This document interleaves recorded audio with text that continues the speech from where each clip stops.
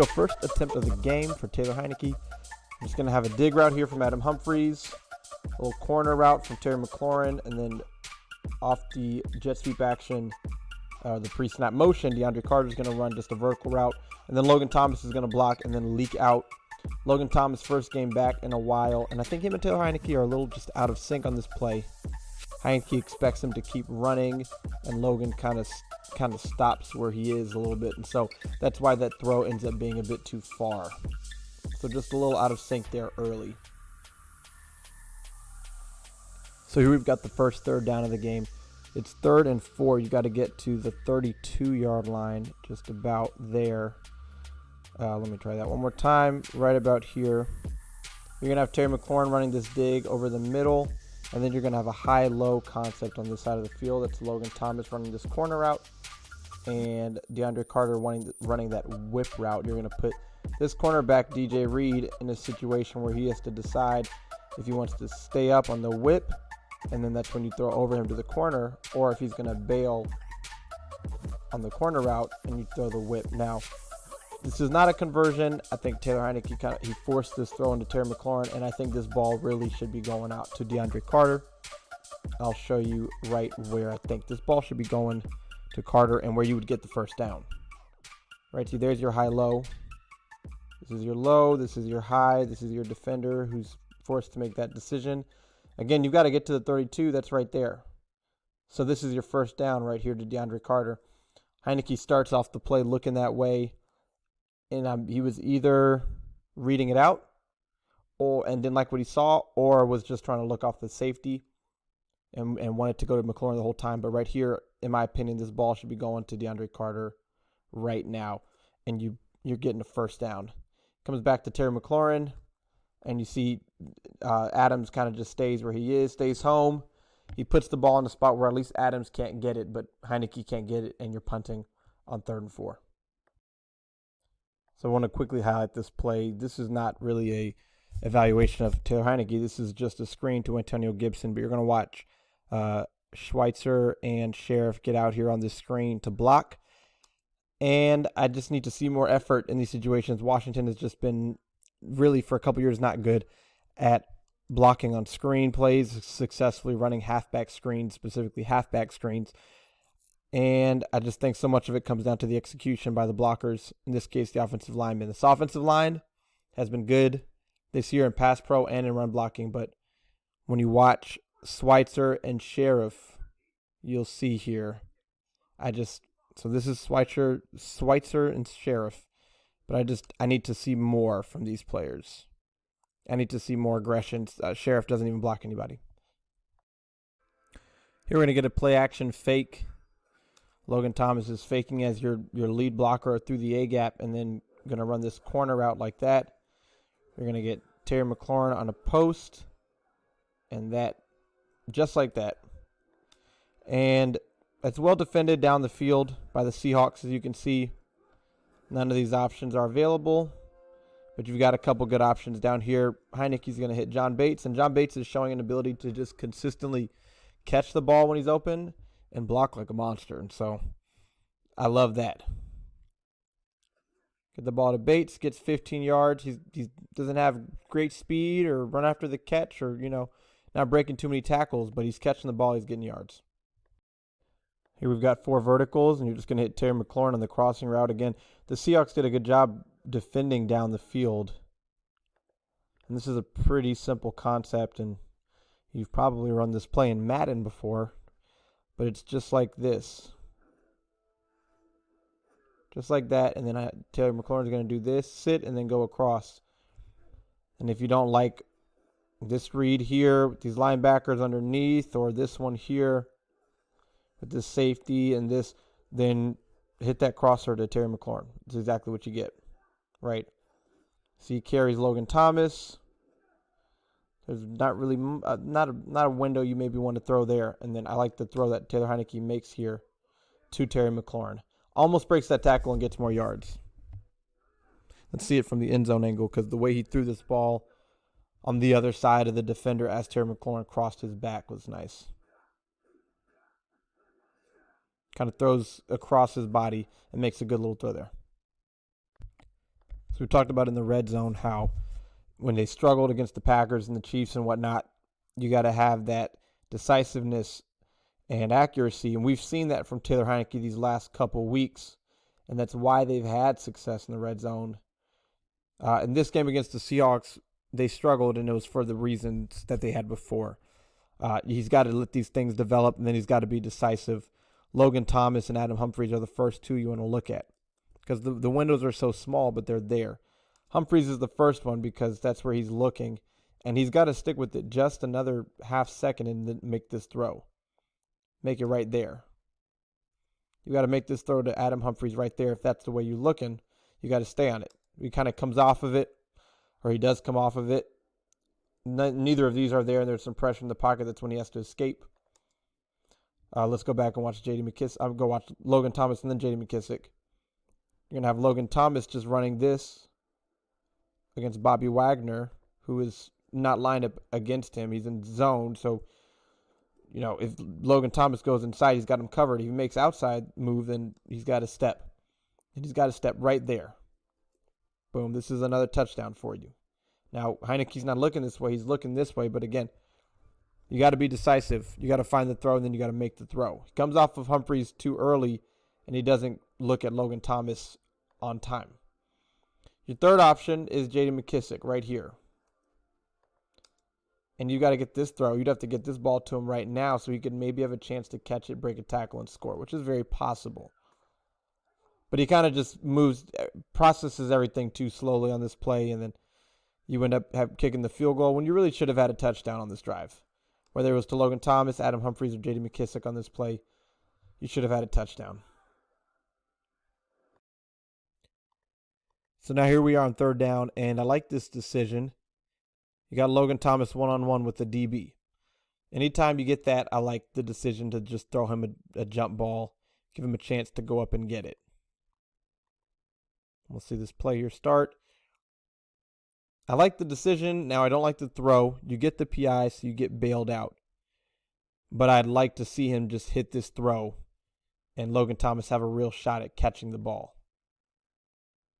You just, you sail it. I think you got to put more touch on that, put more of an arc on it rather than, throwing it out of bounds. But I like the decision. Here's another play where I really like this decision versus this coverage. Terry McLaurin, one-on-one on a vertical route, no safety help. You got to make this throw. So I like the decision. Why they don't connect here, it's kind of tough for me to see. I can't tell if the ball is just slightly overthrown, if McLaurin kind of slows down at the top of his route, if he's just being grabbed and held right there. Can't tell what happened. It's kind of weird. Maybe a flag should have been thrown. One way or another, this should be a completion. Whether the throw needs to be slightly better, whether McLaurin needs to just make the catch, or whether I can't tell if he slows down or not. But this is one you really got to have. I think this throw could be a little bit better. I think Heinicke is just not a consistent downfield passer. Terry McLaurin is reaching up kind of over his head to make this grab. You want it just right in the bucket. And so it's close. And he takes a step inside. So that kind of makes it look that's why he's reaching over his head, is because he kind of takes a step inside. He ends up over here instead of over here. And again, is that because he's being interfered with? Tough to say. But I like the decision. I think for one reason or another, this should be a completion. I'm not sure if it's the throw or if it's Terry McLaurin at the back end. Here you're going to go play action, and you've got Terry McLaurin just running a really nice route. Going to go out, up, and then back. Just a fantastic route that wins on this play. Whew. Got the cornerback running for his life, and then you suddenly stop on a dime like that. Watch it. Watch the cornerback here once Terry McLaurin takes that step up after taking the step out. See, and then just to stop like that. Good throw, good timing, good play. Here you're going to have another high-low off of play action. It's just a two-man route. You're going to have DeAndre Carter sitting down right here, and then you're going to have Terry McLaurin over the top running to that corner. And I mean, you can hit either one of these guys. Probably if you have the arm strength, you can make this throw. I'm not sure about Heinicke making that. You can hit this throw to DeAndre Carter, except that there's a lot of pressure in his face. The offensive line dealing with injuries, so he doesn't have the time to make either of these throws. But then he just does a great job of escaping the pocket and then just magician type of escape stuff, right? I mean, this one right here that's pretty crazy. That's really crazy. That's so impressive. It's fun watching a quarterback who can escape like that. We're so used to being on the receiving end of this sort of thing, so it's nice to experience it for the first time, get some yards. So here's another good third down play. You're going to have DeAndre Carter running that like that. Logan Thomas running that over the middle. Humphries is going to come underneath both of them. And Terry McLaurin's running like that. And it's just a good job of, or good combination, good play design to where you're going to clear up these underneath defenders, and then Humphries just comes underneath like that, hit him on the crossing route. Now you got him matched up with Bobby Wagner, linebacker number 6, kind of starts to go backwards. That's a mistake. Gets the ball to Humphries and gets the first down. All right, this is the interception. Now I've got mixed feelings about this play. Vertical. This is your check down. Vertical. You got this, which might be an option route, and then another vertical. So it's essentially 3 or 4 verts. I think this John Bates route might be an option route where you can either keep the stem going up or flatten it out, come over the middle. It looks like cover 6, not positive, but it seems like that's what we've got there with the quarter, half, maybe.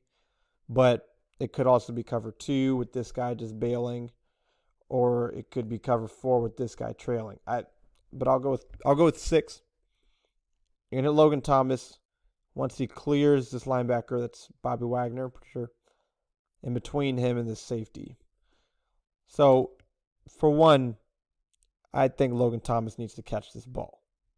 I think in terms of accuracy, it doesn't get any more perfect than that. To put that ball over top of the linebacker, underneath the safety, right on Logan Thomas, that's pretty impressive. Okay. Now, yeah, sure, he gets rocked, right? Like you set him up to take that shot. I acknowledge that. But I think that he's got to make this catch still, regardless. The reason why the ball gets knocked out is because he doesn't really have it. And so if he's able to get it, then he's taking a shot either way, but maybe that ball doesn't get knocked up. Now, on the other hand, yeah, Taylor Heinicke is setting him up to really take a shot on this play. So that's why I kind of have mixed reviews, because it is a really good throw. I guess you could question the decision. But if Logan Thomas makes it and then takes the shot and then bounces right back up, then I don't know that we're questioning the decision as much. The other thing is that it's well covered outside of that.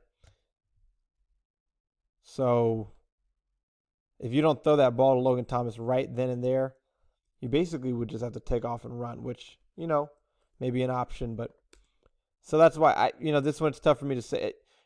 It's tough for me to say that he shouldn't have thrown this ball to Logan Thomas, but also I can see how he did set him up to get shot there the way that he did, to take the shot that he did, and then the ball gets knocked out and you have the turnover. Now this is a really good play by Taylor Heinicke. Bootleg, pressure in his face, escape 1, step up, make this throw to Logan Thomas along the sideline. Now, I tell you what, some of these throws make you say that he arm strength is not an issue. I mean, this is an impressive throw. Watch the zip on this. Sometimes I wonder with him if it's not a matter of arm strength, because his arm is obviously not special.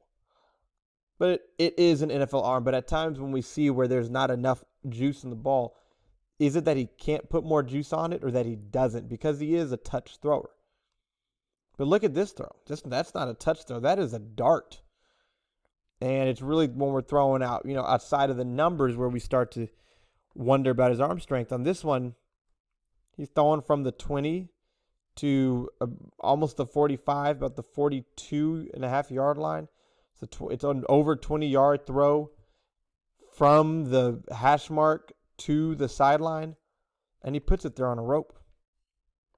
So sometimes in some of these throws he's making outside of the numbers or to the sideline, and it kind of has too much arc on it.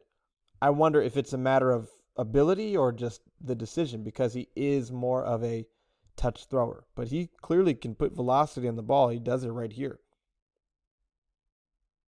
That's pretty, man. You got Bates here too. You got options. But I love this throw to Logan Thomas along the sideline. That's really good. And thankfully, this referee came in, called it a catch after this referee came in and said it wasn't a catch, and they had a conversation. It was a catch. So good thing we didn't have to challenge that. Here we're going to get a sack on Taylor Heinicke. This is entirely on the protection. You're going to have the swing route from the running back, J.D. McKissick. Bring that linebacker down. Logan Thomas is going to hold up this defender. And then you're going to get DeAndre Carter sitting right here in this big gap. And that's where Heinicke wanted to go, but was unable to. He wants to go there right now. But Cornelius Lucas just gives up quick pressure off the edge, tries to escape, is unable to, and then he's sacked. Guaranteed this ball would have gone to DeAndre Carter if the protection would have held up. Would have been a completion, would have gotten some yards. Right, he's ready to throw that ball to Carter on time and everything. Cornelius Lucas just gives up pressure way too quickly on the edge. And we'll see it one more time, how quickly the edge rusher is able to get to Heinicke and just get around the edge. Should never be that easy. So he gets sacked here, but this one's on the protection entirely. So this was almost a really good play by Taylor Heinicke. Almost a really good throw. That would have been a big play. Vertical route. Then Humphreys is doing this. Terry McLaurin's doing that. J.D. McKissick right there underneath. And the way that Heinicke throws this ball, I'll show you here to Adam Humphreys. When Humphreys is running pretty flat here along the 40-yard line, Heinicke floats this ball up as he's about to take some pressure and almost floats it in a way where Adam Humphreys can catch it over his shoulder and then just keep running. And if he's able to catch that right there, man, he's running, man. He's probably not a touchdown. I would say maybe, probably not, but probably getting you close to the 10-yard line, 20 to 10-yard line for sure. Almost a really good throw, but he just sails it a bit much. It's surprising the way he threw it, because this throw, based on the way that Humphreys was running his route, would indicate that this ball is supposed to be thrown, on a rope. Could be that this underneath defender here. It is man defense. Got Jamal Adams playing that robber role, maybe spying Heinicke as well. That's why he floats it so that Adams can't make a play on it. But I like the throw. I just wish he would have hit it, because if he would have hit it, it's a very, very cool type of throw to float that ball up there instead of just throwing it straight. Pressure again in his face. So anyway, you miss it. Now, the other thing on this play is that you don't see a flag being thrown at any point. And then right before they punt the ball, they call holding against that on the defender guarding Adam Humphreys. It was kind of weird the way that it was called. I wonder if that's the referee trying to grab their flag down there. Let's see.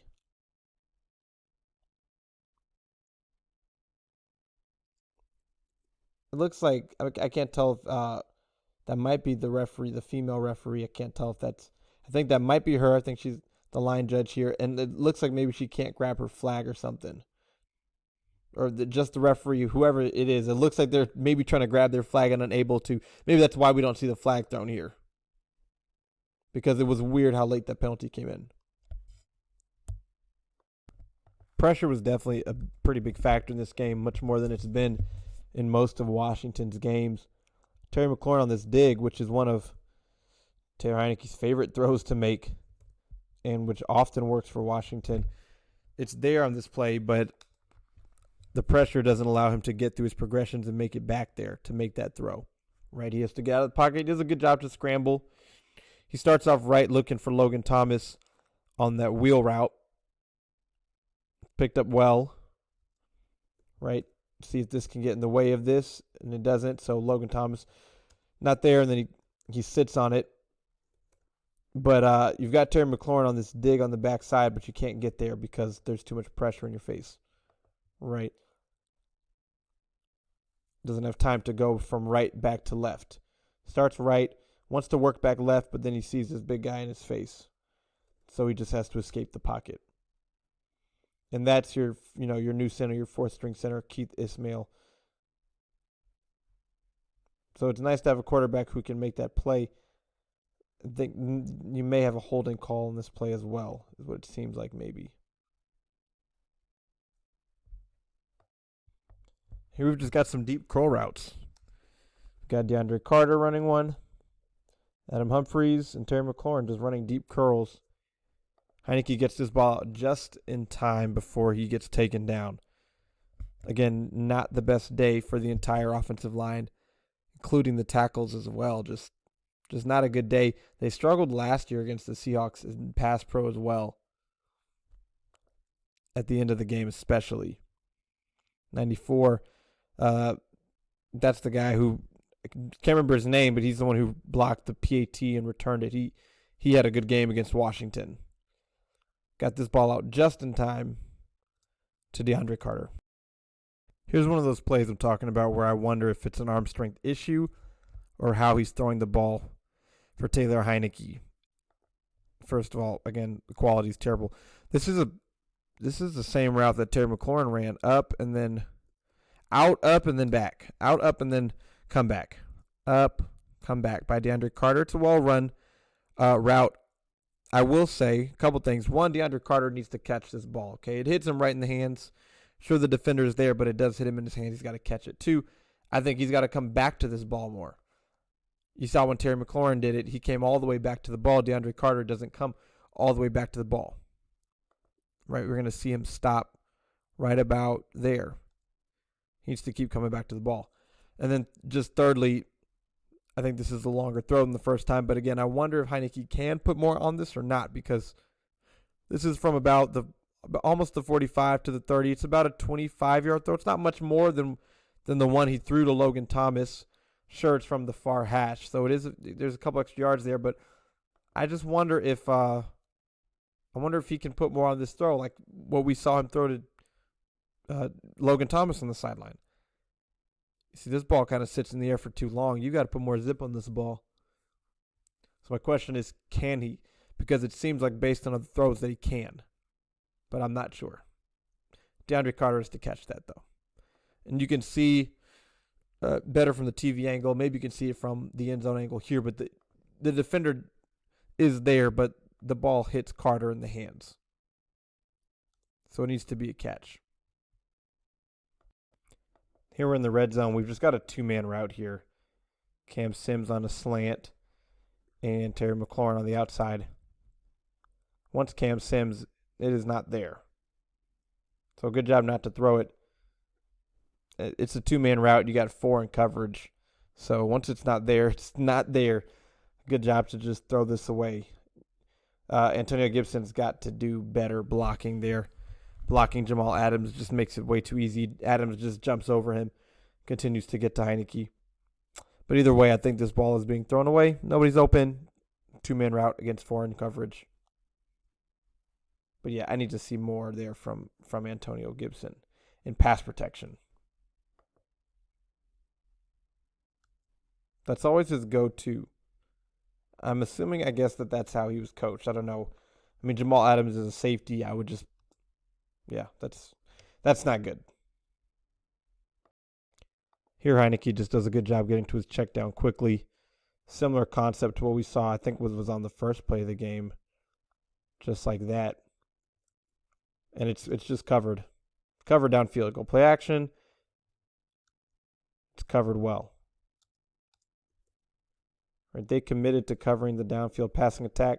32nd ranked passing defense. So just go ahead and hit your check down. Get what you can. Screen pass. Antonio Gibson again. Brandon Sheriff. Now look, Bobby Wagner is a good player, okay? Yes, I know he is.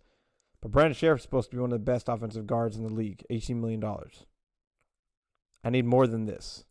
Watch him right here. I need more than this. I need more than that.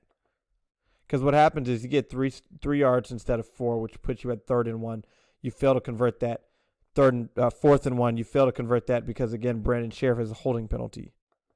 I need more than this. From Brandon Sheriff, from your all-pro right guard. $18 million. Yeah, so, yeah, their best player on defense. Okay, well, this is supposed to be your best player on offense. And we can't get a better block than that. You can't get anything more than him just pushing off you, and then Gibson gets 1 yard too short, and then yeah. Here we're just gonna hit Logan Thomas crossing the field. Him and John Bates gonna do a little switch release, just like that. Logan Thomas over the middle, John Bates up the seam, wide open. The left end tries to kind of get in the way of it, still works. Quick and easy. Love plays like that where it's just so easy for the quarterback.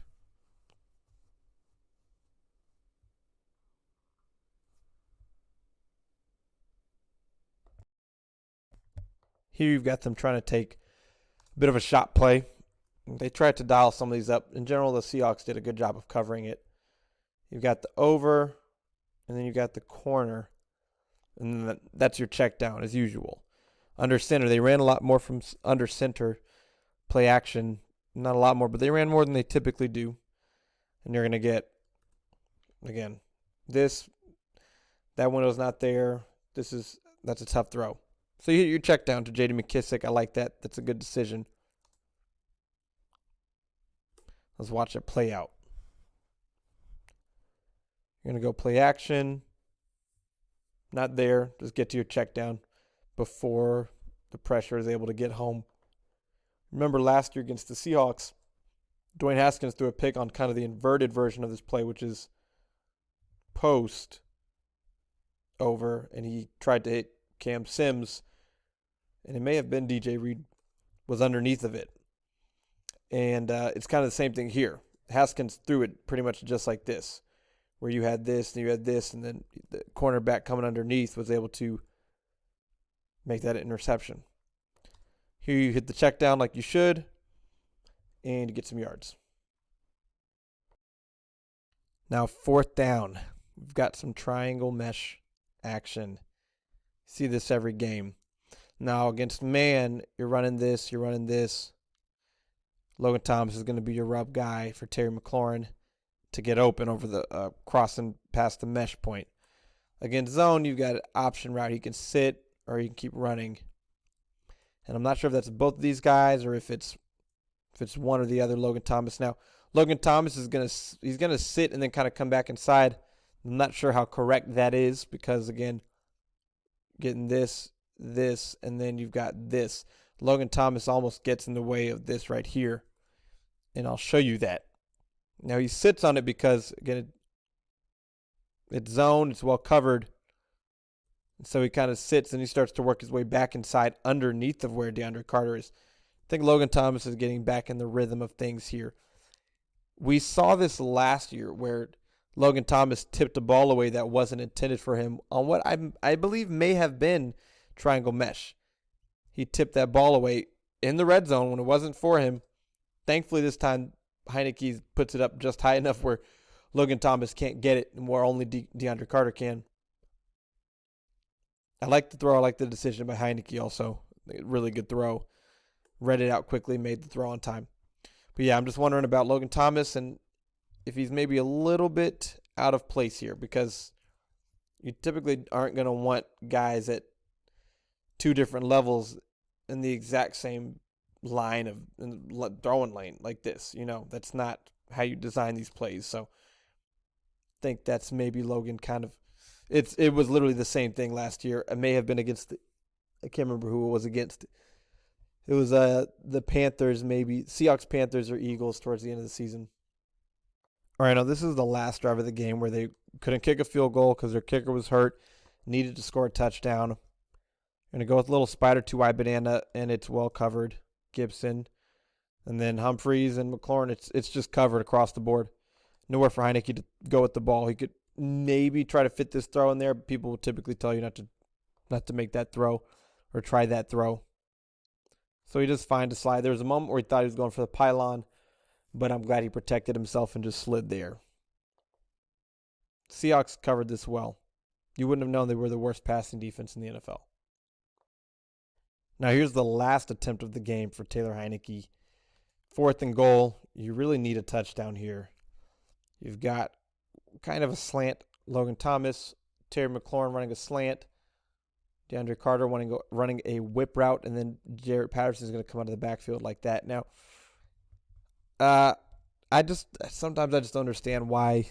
I just need Scott Turner to still have some better schemes and plays and things in the red zone, because it is always a struggle throwing the ball in the red zone for Washington. Sometimes it's the quarterback not being decisive, but you watch around the league, and these teams around the league will have guys wide open in the red zone. And that's just never the case for Washington. So anyway, you got the play action fake. Want Logan, it's not there. Want Terry, it's not there. So first, he's not getting to this check down, Jarrett Patterson. But if he does and makes this throw right here, I think you've got a touchdown right there. Okay.